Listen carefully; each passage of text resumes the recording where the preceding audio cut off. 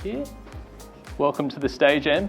This panel is all about profitability, data-driven decision-making and scaling. Over to you, Em. Very much. Thank you guys so much for being here. Our panel guests today, we've got Dave, who's the co-founder and CEO of Lexer, Carla, who's co-founder and CEO of Profit Peak, and then Johnny, who is head of buying at R.M. Williams. So.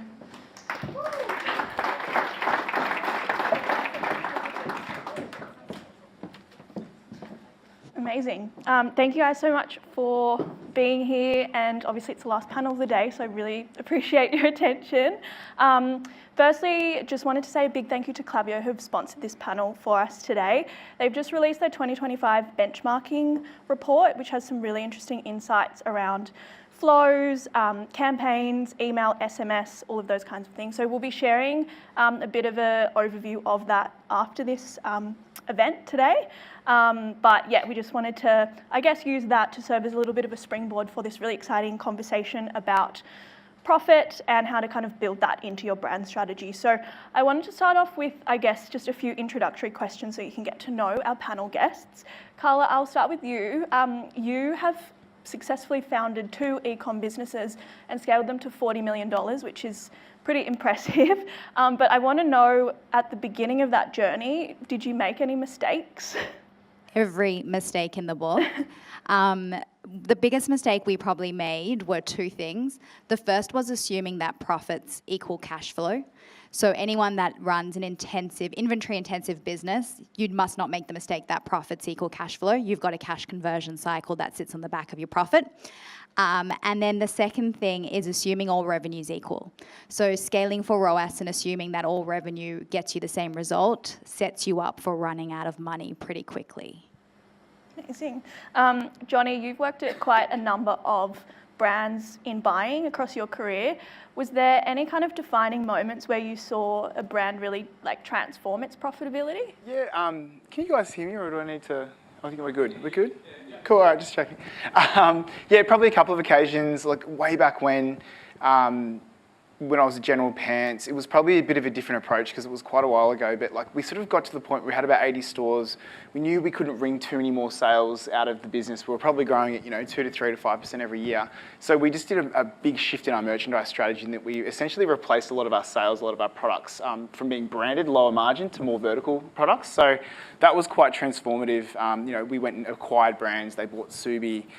We grew our vertical brands, and essentially it kind of led to taking our profit margin from trading on a 50% to a 60% probably over the course of about 2.5 years. So that was one approach, and actually changing the merchandise mix to higher profit products.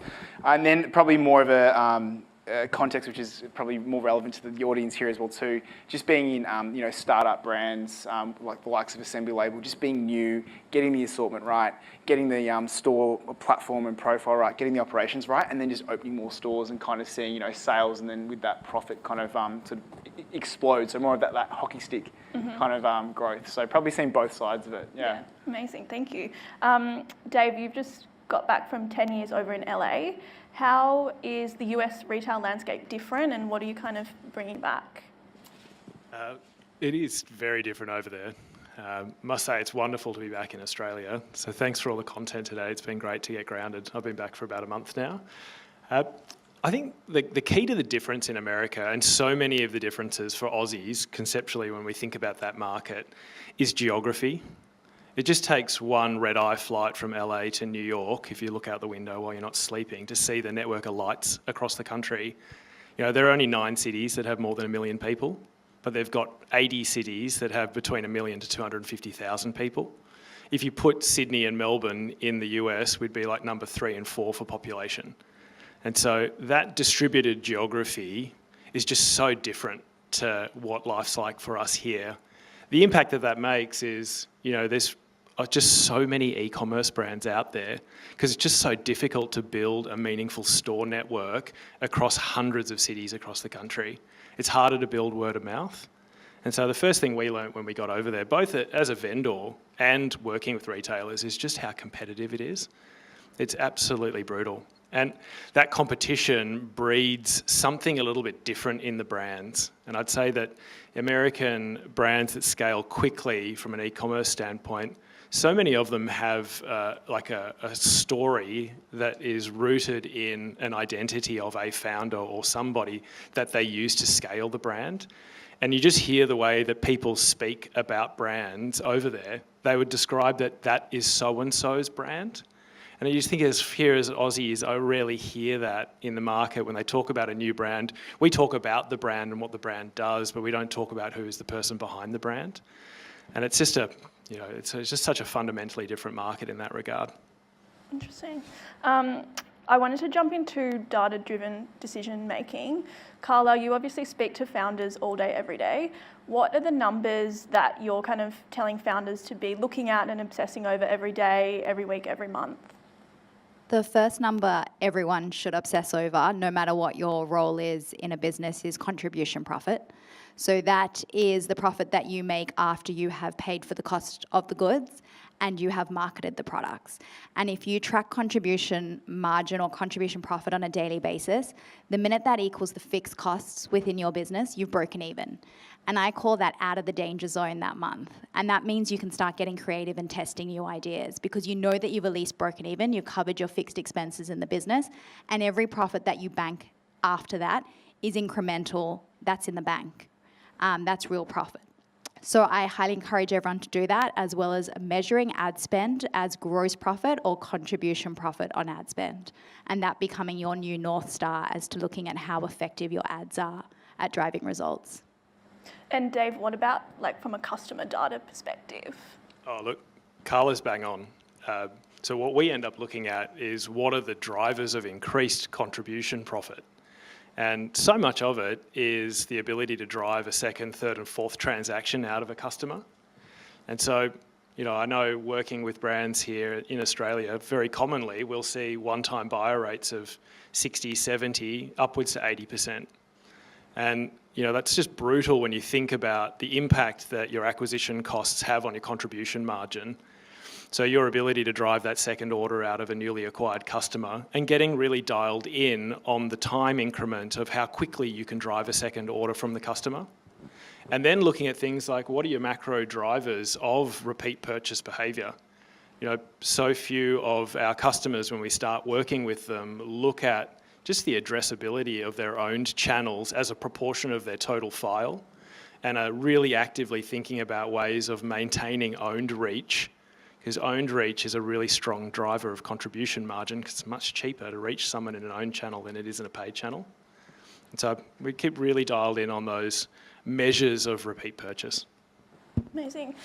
Johnny, I guess as a buyer, I think sometimes buying can be a little bit of an art form or a dance between intuition and data, particularly with our creative founders in the room. When do you think that they should trust their gut, and when do you think that they should let the data take the lead? Yeah, it's an awesome question. First thing I would say is I really admire all the founders in the room here. I've been doing this for 20 years, working across sort of buying and planning. I couldn't start a brand. I don't have the creativity, definitely don't have the social media following. So I think it absolutely, I've had the privilege of being able to work with a thoughtful agency in the past with a few clients and had a bit of a window into what it's like working with founders, and I've been astounded at the amount of brands that have started, the amount of brands that are out there that are doing $1, $2, $3, $10 million that are just sort of growing. But absolutely, the first step is you've probably got that special sauce, that magic that is in what it takes to actually create a brand and create a product that people want and create that demand. That intuition is where it all starts, without question. I think where we would, I've worked with clients in the past and, in the businesses I work in, is that once you have established that, business case, that data flow, those sales, you've got something to build on. I think that's when it starts to kind of become more informed decision making, and where you can sort of start applying, some sound merchandise principles to really help scale and grow your business. But it really starts with getting some runs on the board.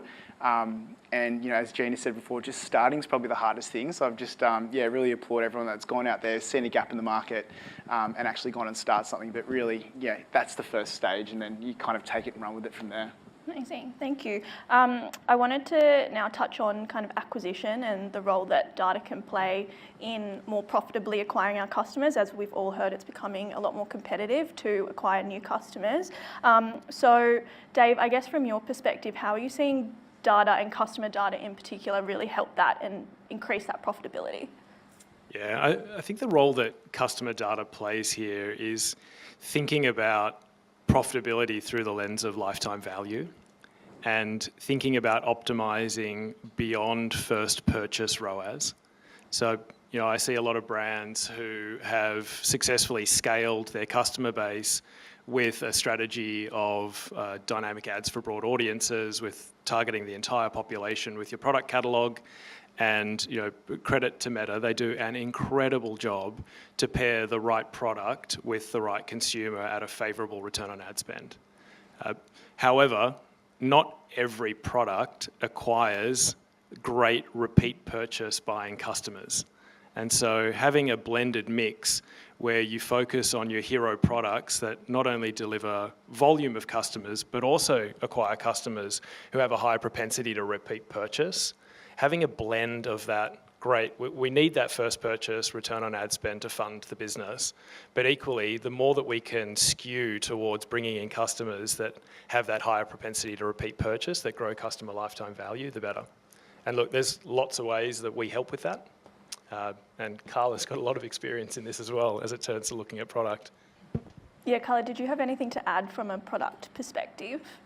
Yeah, I think product is so much more important than we give credit in a business. So we focus so much of our time investing in creatives and ads.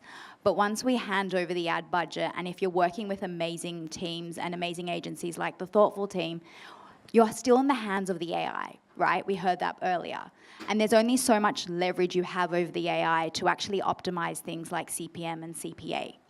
But what you do have in your full capability and in your own hands is product, which means you need to be optimizing the products that you are displaying to customers. So what I mean by that is finding your most profitable products and ensuring that you put the most ad budget behind your most profitable products, identifying what products new customers are buying and making sure that's where top of funnel product is.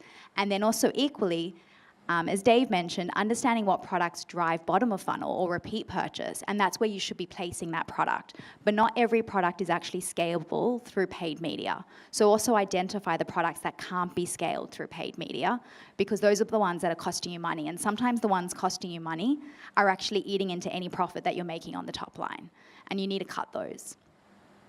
And Carla, have you ever seen a brand make like a little tweak to pricing or positioning or anything like that that's really kind of, I guess, transformed its profitability?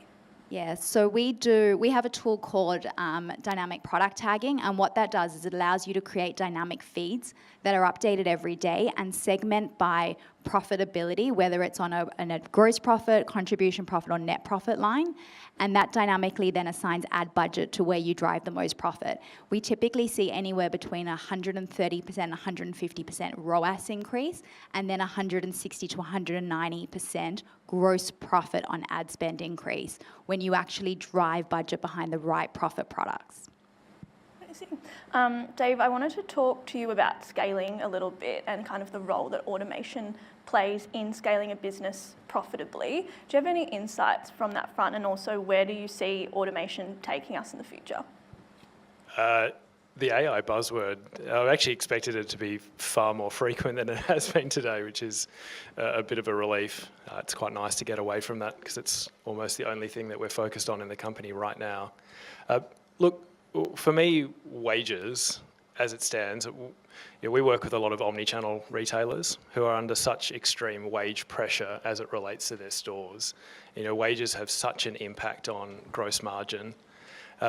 AI and data processing techniques have had a massive impact on the ease that organisations are able to enable frontline staff, non-technical folks, so non-data scientists, to be able to do the tasks that data scientists previously did for them.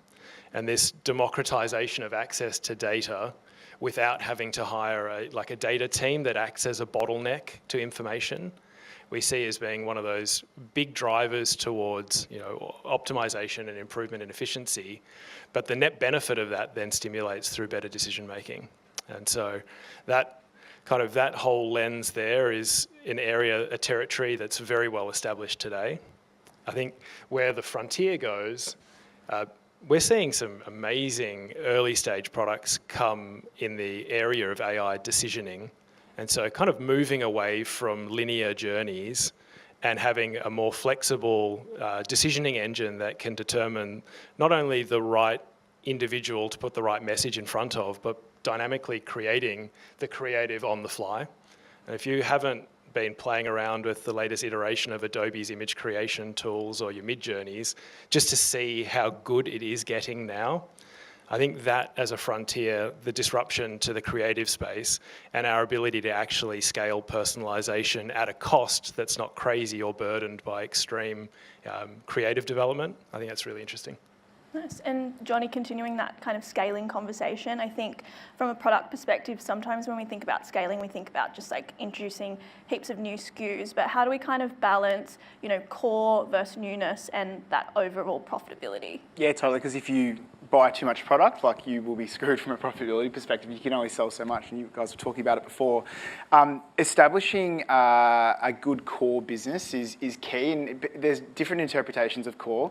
You know, for some context, at RM Williams, without sharing too many trade secrets, there's probably 5 boots that drove probably 30 to 40% of our revenue every week, like 5 SKUs. So building the core range, you don't want to over-option there, but understanding, it's probably what made your brand famous and what your customers come to you for. Optimizing that range, getting the best margins possible, making sure you're never out of stock. And if you can establish a really good baseline of business there, it enables you then to sort of start experimenting or trying newness, but also ensuring that you've got a nice, you know, steady revenue stream every week, every month coming through on your core products. You don't want to get complacent with your core products. You need to update them. You need to make sure that they're staying current. But you want to, I guess, have what you're famous for always available in your store, on your website, so your customer can come on and you've always got the size and they can always make a purchase. It then frees up the bandwidth to start expanding your range, trying new categories and that sort of thing, but you're not doing it in such a risky way that you're just throwing everything into a new category or product. You know, every week you can rely on, you know, selling 5 boots that will do, you know, 30 to 40% of your revenue, and that's really what sort of writes your business. So it is just finding that, that balance, and then on newness, on new SKUs, not buying too deep, working with your suppliers to ensure that you can buy an acceptable amount where you don't have to, you know, remortgage the house to make sure you can sort of meet MOQs and whatnot. You want to have a high level of sell-through, you want to sell out, and then obviously just build on that data, and yeah, I guess it sort of builds more rigor in your assortment. So. Yeah, amazing. I've just got one final question that I'd love for all of you to answer in a very quick sentence, if you can. If I gave you a brand that needed to double its profitability in 1 year, what would you do? Dave, do you want to go first? There's lots of apparel in the room today, so I'll give you an apparel example. The top quarter of your customers will make up 2/3 of your total revenue. So everything you do to invest more in the top quarter, find more of them, retain them, grow them, and prioritise nurturing the ones that look like them to migrate them through, I would focus the whole business on that. Nice. Carla? I agree with that concept. So what we tend to see is that 20% of gross profit is driven, like 20% drives 80%, right? So 20% of your product assortment today is driving 80% of your gross profit in your business. So just make sure you don't go out of stock of that 20%, but equally identify the 20% that are obviously bringing down profitability and get rid of them as quickly as possible, because inventory that sits on your balance sheet that doesn't move is not an asset. It really should be classed as a liability because it's costing you capital. You're sacrificing future investments in inventory, and you're also paying to store it. Definitely what Carl said. But I would just say, look, obviously there's many things you can do from, you know, getting better margins, managing costs, all that sort of thing. From a merchandise perspective, it sounds obvious, I would just double the sales. And by doing that, I guess, you need to understand where your growth potential is. If you bought 100 units of something and you sold out in 5 days, how many more could you have sold if you bought 1,000? And then moving on that quite quickly. So I'd just be, you know, like I said before, you test, you learn, you kind of build your base data, but then you need to really imply a high level of intelligence on going, okay, well, how much more can I get if I invested without obviously getting left with too much inventory? Because the 80-20 rule is everything, and that's, I guess, building a good core range and everything helps. So yeah, just applying more intelligence once you have a database to work with. Great insights. Thanks, guys. That brings us to the end of, I think, our final panel. Thank you all so much for being here. Thank you to our guests and all.